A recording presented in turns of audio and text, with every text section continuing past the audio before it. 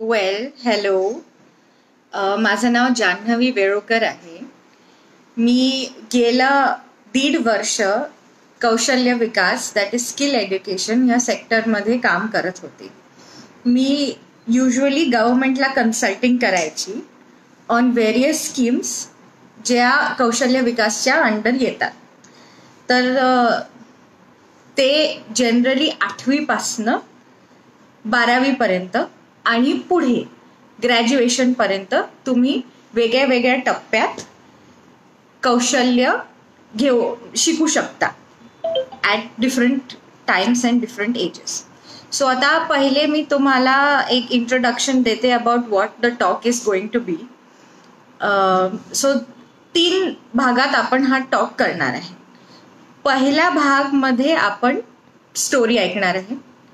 दुसऱ्या भागात मी तुम्हाला 2 कॅटेगरीज सांगणार आहे विच इज स्किल आणि कॉम्पिटन्सी, आणि ह्या दोघांचे वेगळे वेगळे काय अर्थ असतात आणि ह्या दोन्ही गोष्टी वेगळ्या वेगळ्या तऱ्हेने आपल्या वर्क लाईफमध्ये आणि आपल्या पर्सनल लाईफमध्ये आपल्याला ग्रो करायला कसे हेल्प करतात, आणि ते आजच्या कोरोनाच्या एस्पेशली पोस्ट कोरोनाच्या जगामध्ये आपल्याला किती इसेन्शियल असणार आहे आणि त्याची आपल्याला किती सातत्याने गरज भासणार आहे. आणि तिसरी गोष्ट मी तुम्हाला ही सांगणार आहे in the last part is त्याचं ॲक्च्युअल प्रॅक्टिकॅलिटी, म्हणजे कुठे जायचं, कोर्सेस कसे शोधायचे आणि काय काय ॲव्हेन्यूज गव्हर्नमेंट आणि नॉन गव्हर्नमेंटमध्ये सध्या आपल्याकडे अवेलेबल आहे. So okay, let's start with the first segment, which is the story bit. So I hope पिक्चरची क्लॅरिटी एवढी चांगली नाही आहे, but I hope you can see की हा माणूस आहे Steve jobs.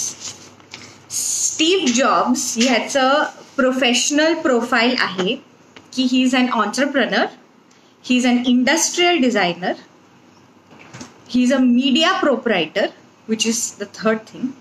He is an investor, and finally he is a dropout. Steve jobs हा कॉलेज त्यांनी पूर्ण कधीच केलं नाही. तो कॉलेज, आणि त्यांनी एक नाही 3 कॉलेजेस सोडले. तो जेव्हा हायस्कूलमध्ये होता म्हणजे 11वी 12वी त्यांनी तेव्हा गॅप घेतली.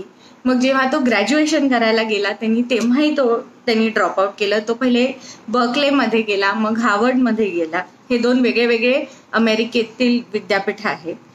त्या तिन्हीमधनं त्यांनी ड्रॉपआउट केलं. तर आता आपण त्याची छोटीशी गोष्ट ऐकूया. स्टीव्ह जॉब्स अडॉप्टेड होता. त्याचे आई वडील ज्यांनी त्याला अडॉप्ट केलं होतं ते साधारण मध्यमवर्गीय होते, पण त्याचे वडील मेकॅनिक होते. ते सतत काही ना काही असायचे. सो गरज असेल तर ते बेंच बनवतील बाग, जर घराच्या आजूबाजूला फेन्सची गरज असेल तर ते स्वतःच फेन्स बनवतील. असं करता करता त्यांनी एक दिवशी स्टीव्ह जॉब्सला म्हटलं की चल तू माझी बेंच बनवण्यात मदत कर. आणि त्यांनी बेंच बनवला आणि त्याला खूप अचीवमेंटचं फिलिंग आलं की अरे वा, मी हे करू शकतो. आणि त्याच्यानंतर त्याचा एक मित्र होता स्टीव्ह वॉझनियाक नावाचा, त्याच्यासोबत, आणि तेव्हा तो जिथे राहायचा तिथे सगळे कम्प्युटर क्षेत्रातले मोठे लोक त्या आसपासच्या एरियामध्ये राहायचे.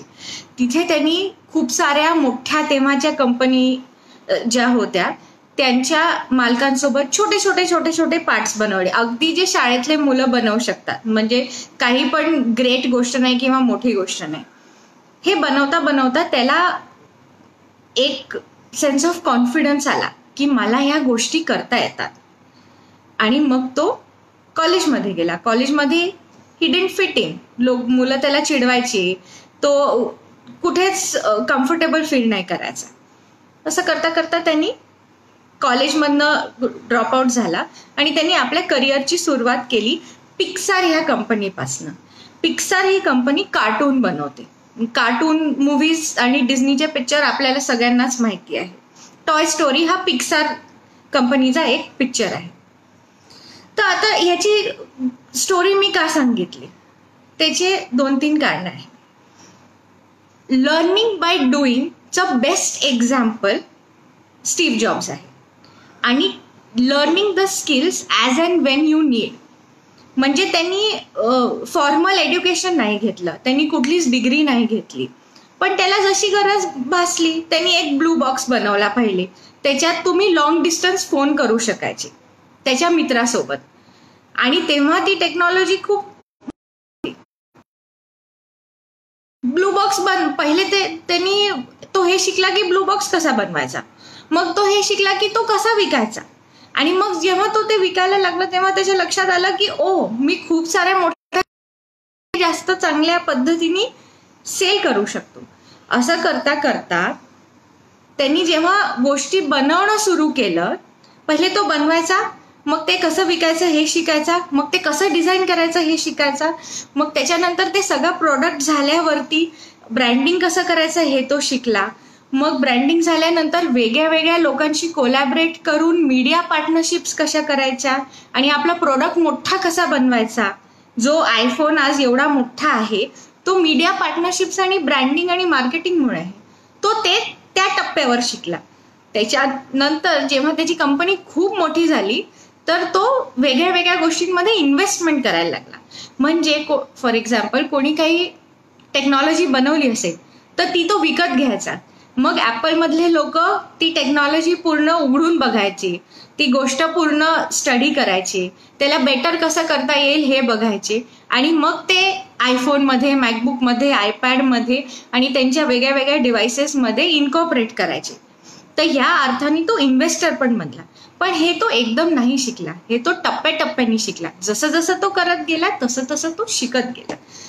त्याच्यामुळे शिक्षण आणि अक्वायरिंग स्किल्स ही लाईफ लॉंग प्रोसेस आहे आणि त्याच्यासाठी तुम्हाला अगदी कॉलेजमध्ये जाणं हे गरजेचं नाही. दुसरं example is very near to home जे मी तुम्हाला दाखवणार आहे. दुसरी स्टोरी आहे.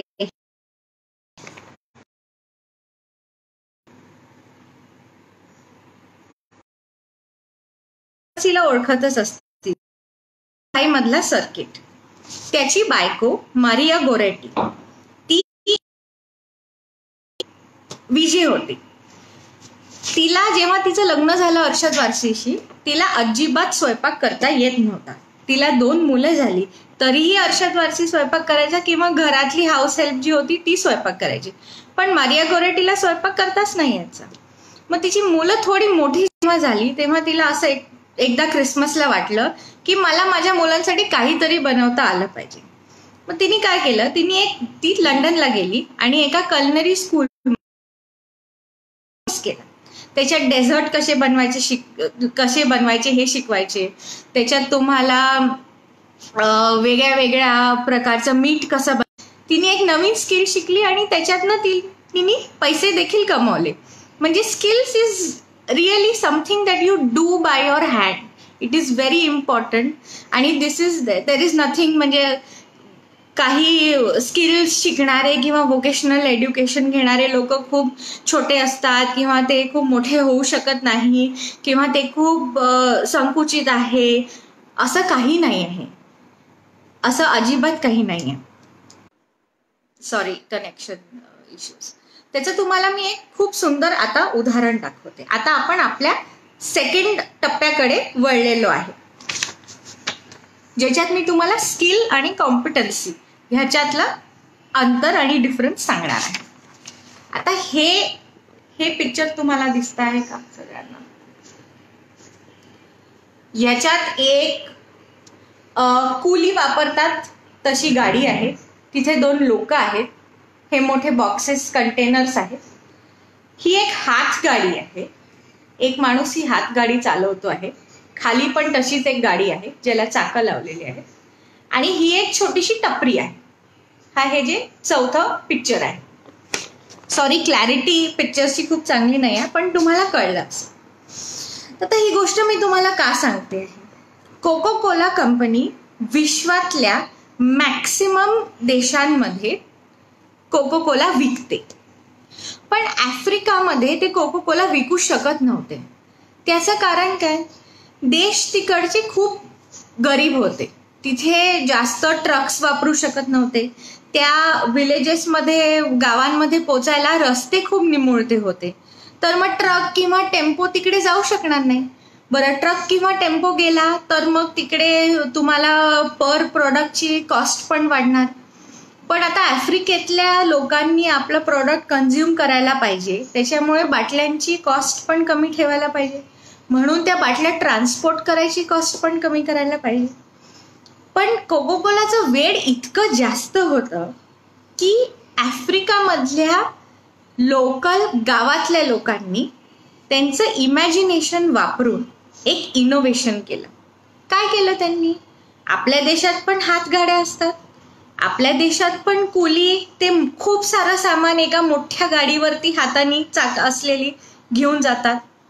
त्यांनी काय केलं, तशा गाड्यांवर कोको कोलाचे कंटेनर ठेवले आणि ते गावोगावी नेले आणि त्याचं डिस्ट्रीब्युशन छोट्या छोट्या पानटपऱ्यांवर, छोट्या छोट्या ठेल्यांवरती सुरू केलं.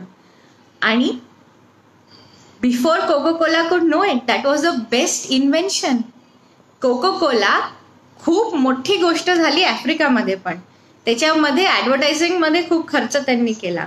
आणि आता तुम्हाला एक आनंदाची बातमी सांगायची म्हणजे कोरोनाच्या काळामध्ये त्याच हातगाड्यांवर आणि त्याच कोको कोलाच्या डिस्ट्रीब्युशन नेटवर्कमधनं त्याच पद्धतीने वेगळे वेगळे औषधंही ते लोक गावागावामध्ये पोचवू शकतात. मग हे मी तुम्हाला का सांगितलं? कारण दोन गोष्टी असतात, एक असतात स्किल्स आणि एक असतात कॉम्पिटन्सीज. आता स्किल काय असतात? स्किलचे 4 भाग असतात. पहिला भाग असतो प्रॉब्लेम सॉल्विंग. म्हणजे तुम्हाला आता सपोज मी कार्पेंट्री शिकलेली आहे, तर माझ्यासमोर एक मोडकी खुर्ची आली, तर मला ती खुर्ची रिपेअर करता आली पाहिजे, हे पहिलं. दुसरं आहे ॲनालिसिस. ॲनालिसिसमध्ये काय येणार की ही खुर्ची कुठून तुटली आहे, कुठे कुठे खिळ्या लावल्याने ती ठीक करता येईल, आणि किती खिळे लागतील, किती स्क्रू लागतील, लाकूड लागेल की नाही लागेल, प्लाय लागेल की नाही लागेल, ह्या सगळ्या गोष्टी ॲनालिसिसमध्ये येतात की मी माझा विचार करू शकते की हे कसं करायचं. तिसरी गोष्ट आहे सिंथेसिस. सिंथेसिस म्हणजे काय असतं की एकदा ॲनालिसिस करून की ही खुर्ची तुटली आहे, याला काय काय रॉ मटेरियल लागेल आणि ते किती वेळात होईल, हे केल्यानंतर ती मी खुर्ची रिपेअर केली. हे प्रॉब्लेम सॉल्विंग आणि ॲनालिसिस झालं. सिंथेसिस इज ती खुर्ची परत जर रिपेअर करावी लागली किंवा तशीच अजून खुर्च्या रिपेअर कराव्या लागल्या तर त्या मला करता आल्या पाहिजे. मी n नंबर ऑफ टाइम्स खुर्ची कशीही तुटली असेल, सेम प्रकारे नाही, वेगळ्या वेगळ्या प्रकारे जरी तुटली असेल तरीही मला ते करता आलं पाहिजे, कारण मी कार्पेंटरीचं स्किल शिकलेली आहे. आणि चौथी गोष्ट इज रिटेनिंग.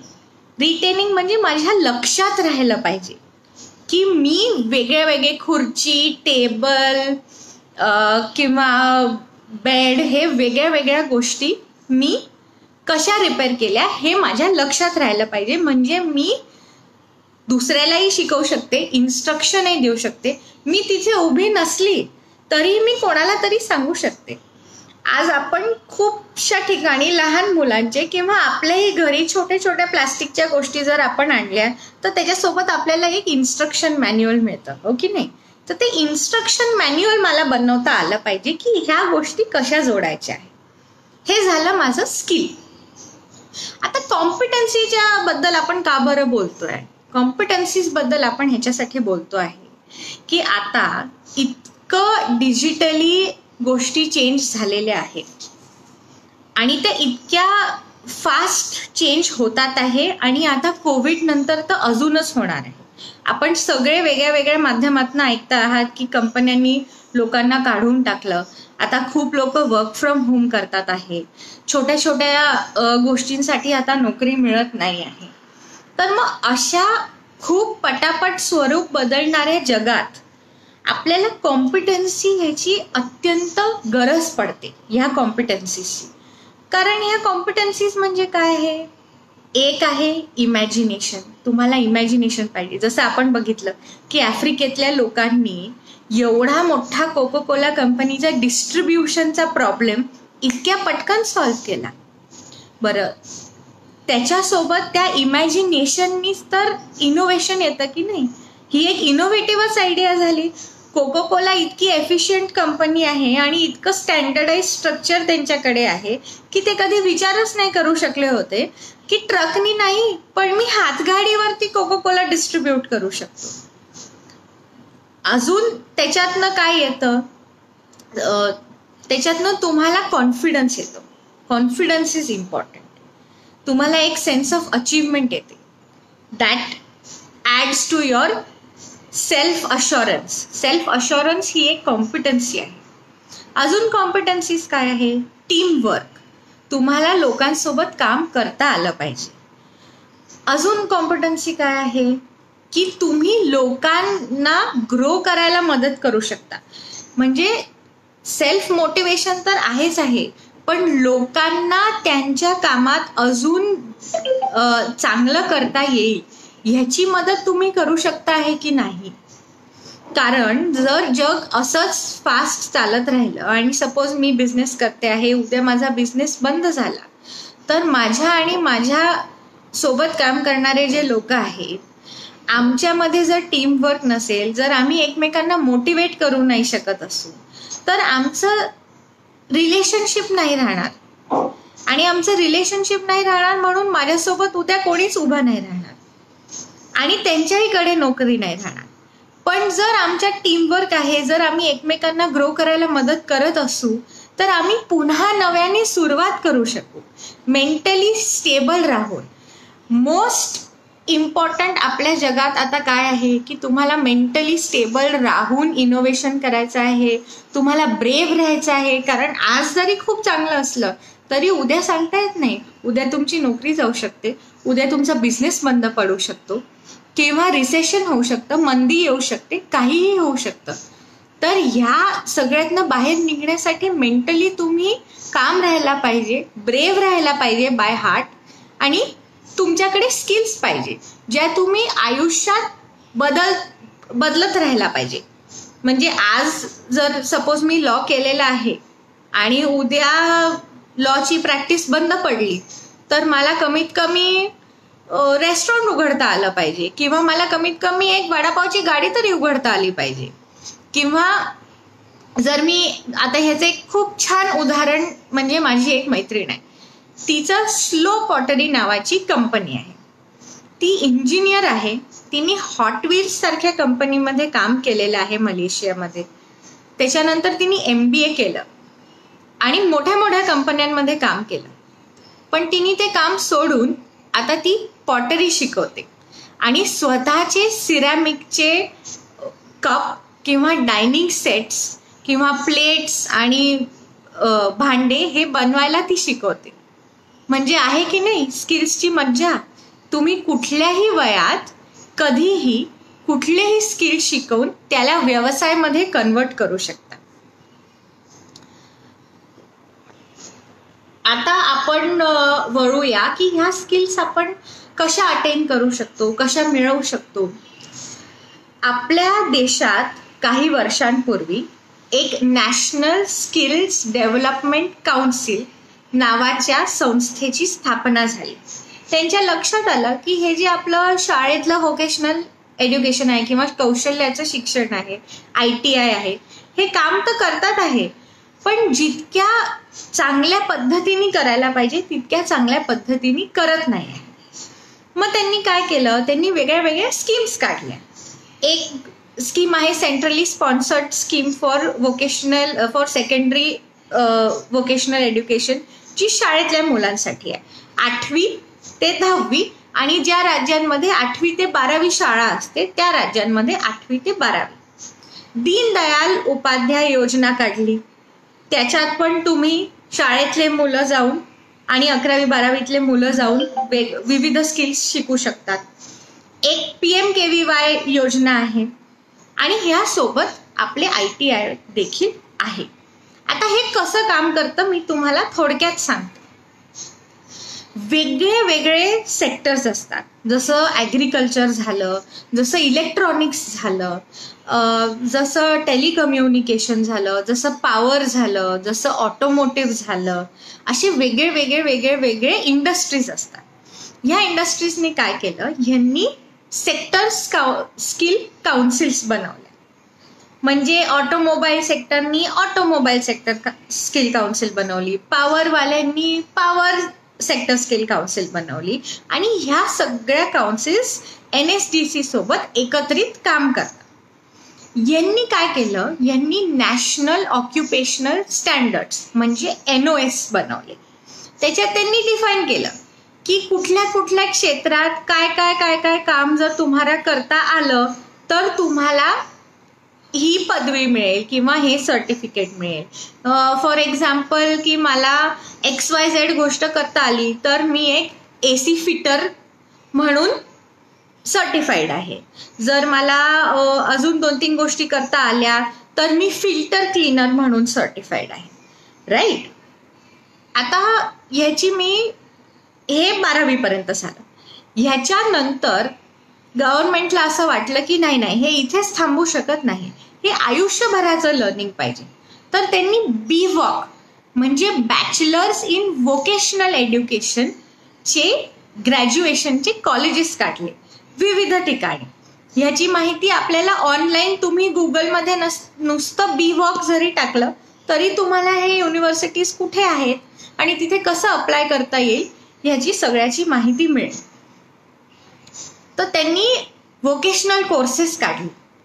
तिकडे जाऊन तुम्ही आता समजा मी 8वी आणि 9वी मध्ये किंवा 9वी आणि 10वी मध्ये ब्युटी अँड वेलनेसच्या काही स्किल्स शिकली, त्याचं मला सर्टिफिकेट पण मिळालं. पण 11वी 12वी मी ते केलं नाही. पण ग्रॅज्युएशनमध्ये मला असं वाटलं की मी हेअर कटिंग शिकायला पाहिजे, मी हेअर ड्रेसर बनायला पाहिजे आणि मी त्याच्यात जगात एक्सपर्ट व्हायला पाहिजे. मग अशा वेळेस मी काय करू शकते, मी BVOCच्या कोर्ससाठी एनरोल करू शकते आणि तिथे मला एव्हरीथिंग अबाउट हेअर ड्रेसिंग आणि मेकअप आणि all the things that come under beauty हे मला शिकता येईल. आता हे कसं पॉसिबल होतं, कारण हा क्रेडिट चा कोर्स आहे. म्हणजे जितकं तुम्ही शिकले आहात तितकं तुम्हाला क्रेडिट मिळेल आणि ते तुम्ही पुढेही वापरू शकता. म्हणजे असं नाही की ते मी शिकली तर ते वाया गेलं. ते मी जेवढं शिकली ते यूज करून मी पुढे अजून शिकू शकते त्या सेम क्षेत्रात किंवा दुसऱ्या क्षेत्रात. मला जर वाटलं की मी ऑटोमोबाईलमध्ये शिकायला पाहिजे ग्रॅज्युएशनमध्ये तर मी तेही करू शकते. जर मला वाटलं की मला ह्या सगळ्या प्रोसेसमधनं नाही जायचं आहे पण मला प्रायव्हेटली शिकायचं आहे तर मी ऑनलाईन कोर्सेस देखील करू शकते वेगळ्या वेगळ्या गोष्टीची.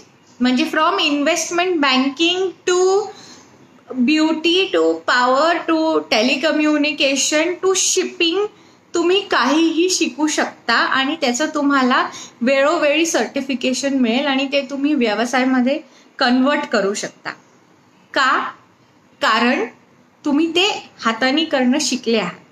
आणि ह्युमन टेंडन्सीची एक गोष्ट आहे की जे तुम्ही हाताने करता ते तुम्हाला पाठ होतं, जे तुम्ही वाचता ते तुम्ही हळूहळू विसरता.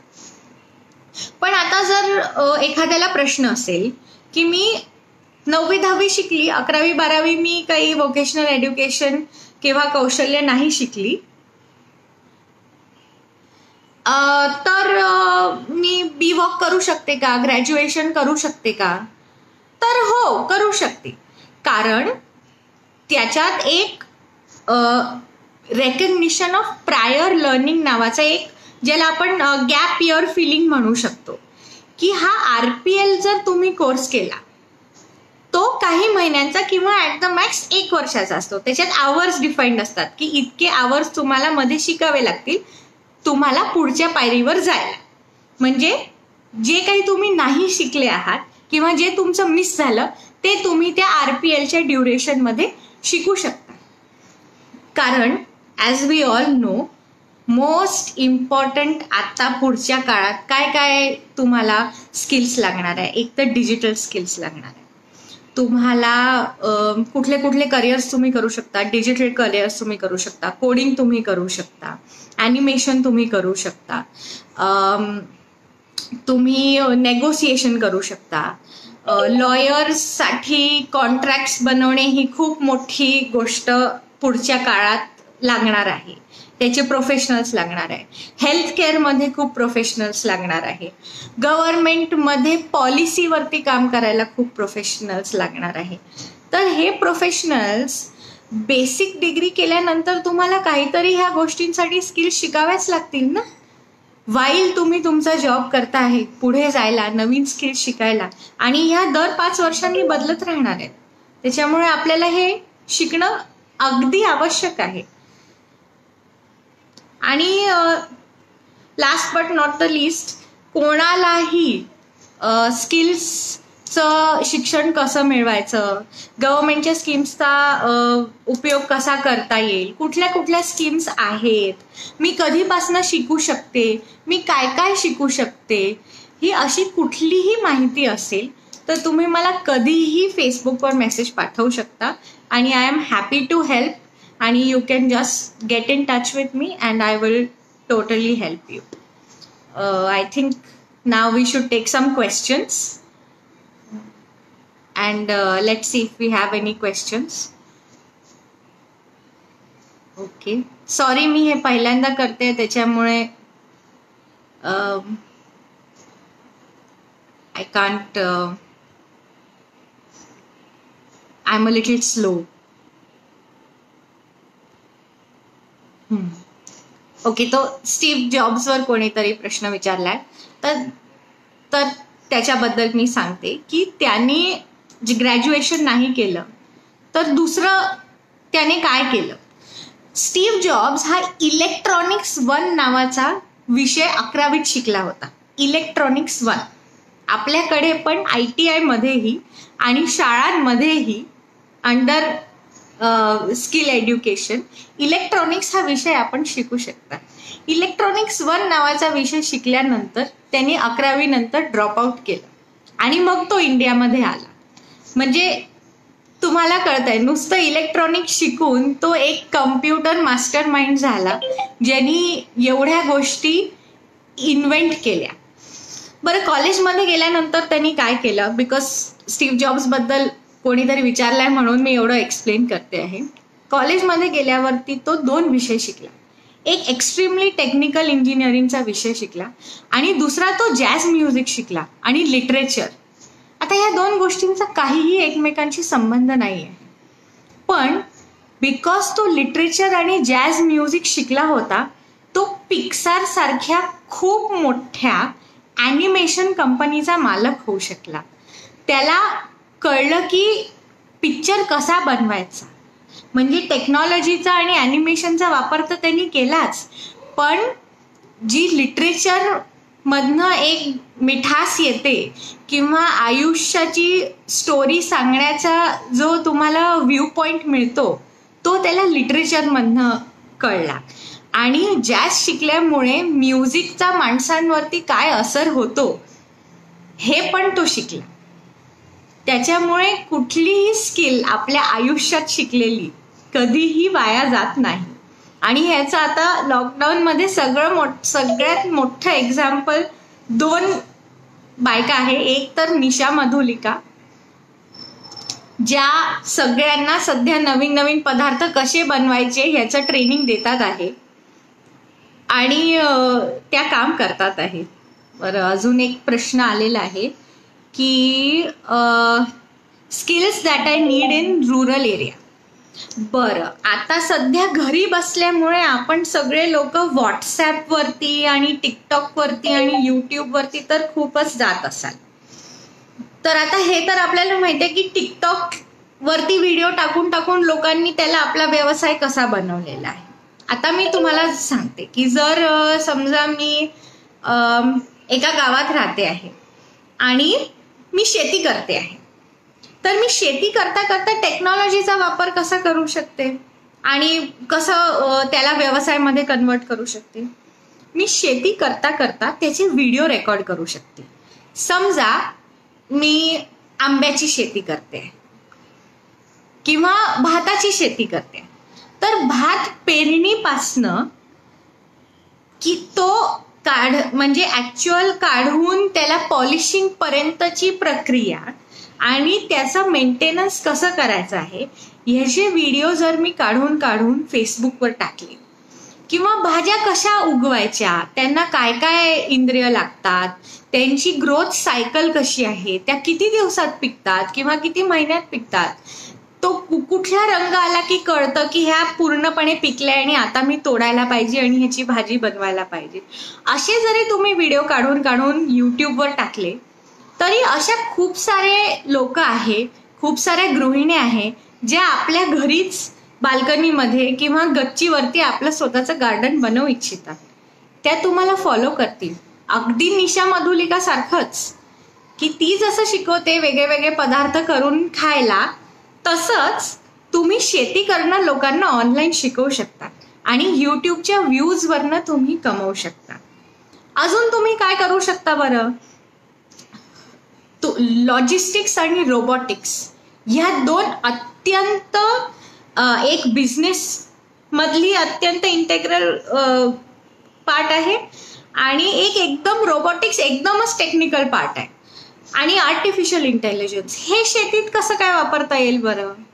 तर रोबोटिक्सद्वारे तुम्ही तुमच्या शेतात पाणी कधी घालायचं, पेरणी कधी करायची सॉइल टेस्टिंग करून, भाज्या कधी काढायच्या किंवा भात कधी काढायचा किंवा आंबे कधी तोडायचे, हे तुम्ही रोबोटिक्सद्वारे करू शकता, तुम्ही तिथे उपस्थित न राहता.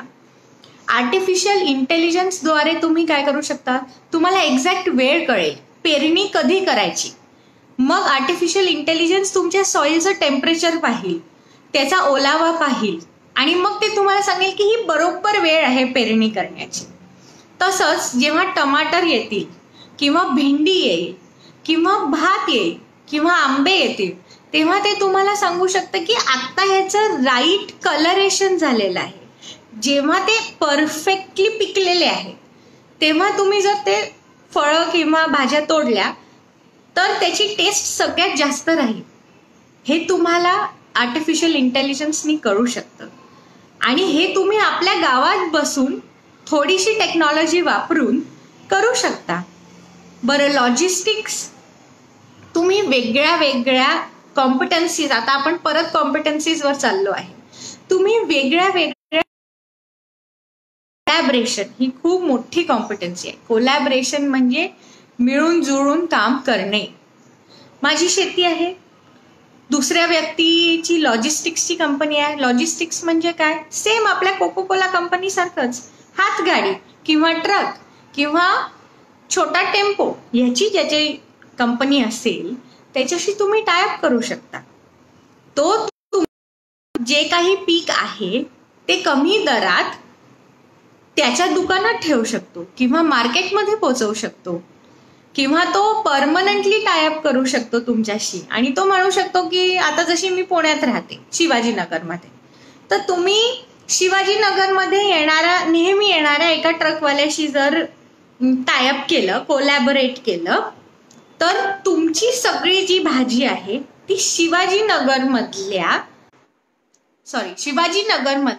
सुमेध सोसायटीतले सगळे लोक तुमची भाजी खाऊ शकतात आणि त्यांनी तुमचं ब्रँड नेम पण क्रिएट होईल.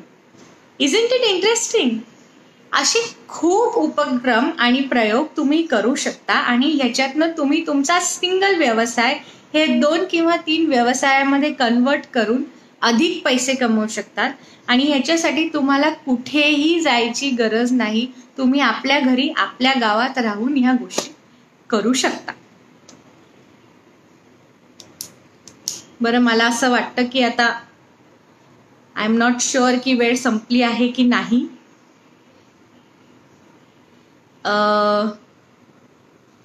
बट आय थिंक आता खूप उशीर झाला आहे. तर अजून तुमचे काही प्रश्न असतील किंवा काही असेल तर you can always reach me, जसं मी सांगितलं आहे, थ्रू फेसबुक. आणि thank you very much for patient listening. So see you soon. Thank you.